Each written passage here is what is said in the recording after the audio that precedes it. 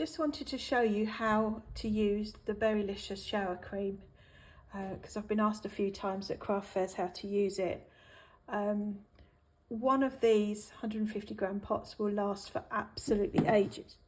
I'm just going to show you just using one of the little testers that I've got. You only need a little bit like that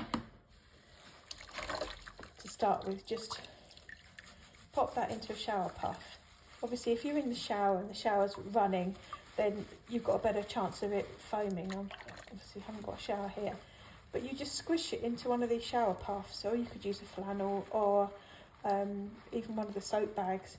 But you see how many bubbles you get, and it's enough to do, you know, that's probably enough to do half your body, and then just top it up and just use another little bit for the other half.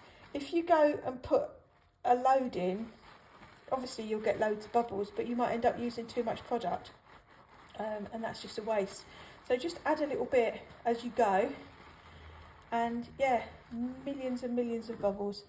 So one of the 150 gram pot, that one will last for bloomin' ages. So it's really, really good value. And of course the tin is completely, infinitely recyclable. So there's no waste at all, no plastic used, and so it's good for the planet.